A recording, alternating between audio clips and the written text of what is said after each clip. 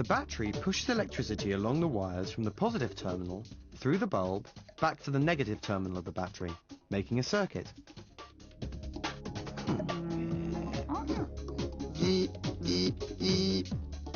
Electricity can travel easily through the metal wires in the circuit. To turn out the light, we need to break the circuit. We can do this by putting in a switch. It doesn't matter where in the circuit you put the switch, the effect is the same.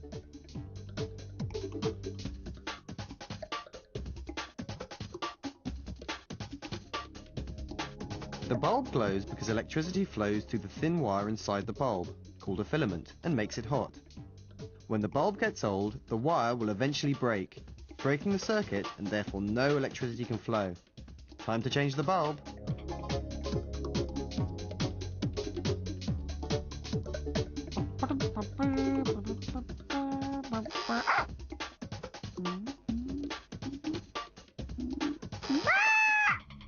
This finds out how steady your hand is.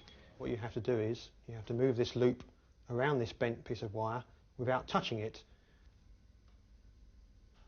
And if you do touch it, that completes the circuit and makes the buzzer buzz. Let's just explain how that works. We have some batteries here, and the electricity flows down this wire into the bent piece of wire, and then when you accidentally touch it, the electricity can then flow down along this wire and then back through the buzzer and back into the battery. These children are making circuits to do different things. Here's a circuit where the clown's nose is a switch. So that button is a switch, is it? And here, circuits have been arranged to make a quiz game about nuts. Each of the different questions has been wired to its answer. So when you choose the correct answer, you complete the circuit and a buzzer sounds. So let's try and find out what this one here is. We hold the wire onto its paper fastener. And let's work our way down. No, it's none of these. Ah, it's a pistachio nut. And each of the others, let's find out what this one is. I reckon that might be a peanut. Yes. And here, a circuit has been built into a birthday card. When the card is closed, the circuit is completed and the bulbs light up. That top one, that's the plus, and that goes to the long legs, right? Yeah, and this one is that's the minus. the minus, and it goes to the other side. Okay. And then when you hold it together, then you complete the circuit and lights will light up.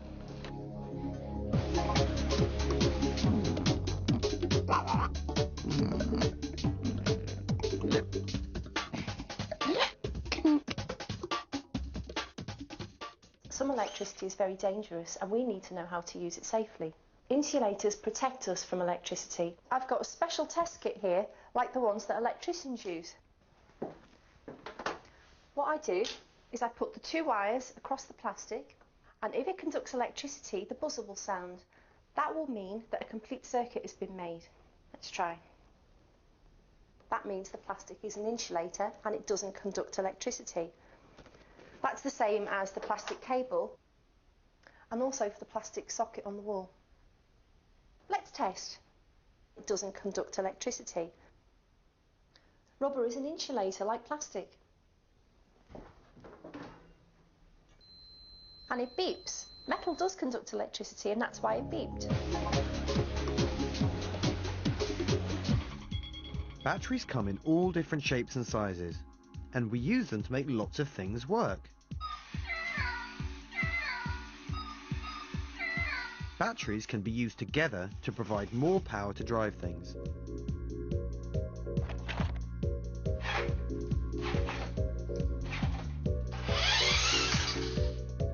There are tiny batteries for watches, larger ones for remote controllers, torches, and these fairy lights. But imagine how many batteries you would need for these lights.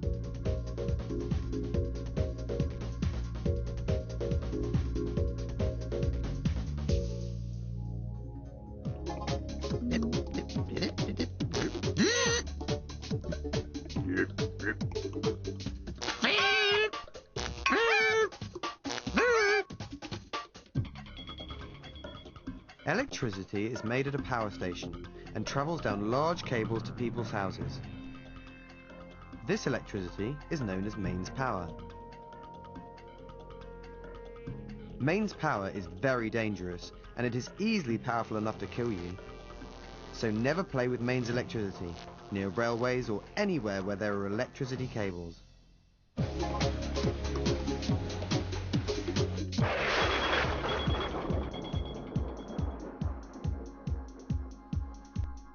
But mains electricity is just a big circuit, so when you plug something in or switch something on at home, all you are doing is completing a circuit from your house to the power station and back again.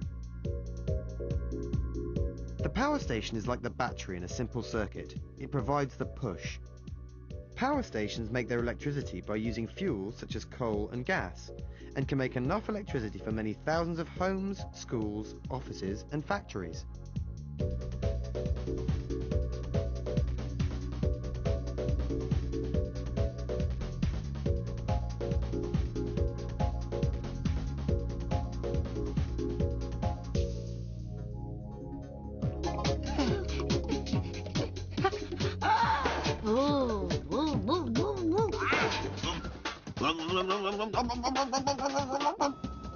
Some places like this are just too remote to get mains electricity, so the people on this island needed to make their own electricity using generators.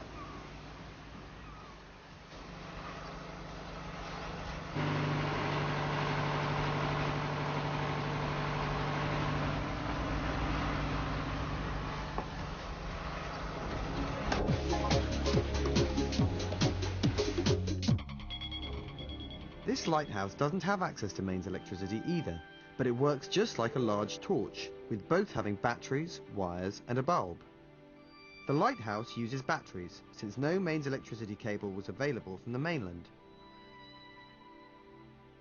The batteries needed are equivalent to 100,000 torch batteries. These batteries are recharged by electricity produced by diesel generators. Wiring goes to the lamp at the top of the tower and back to complete the circuit.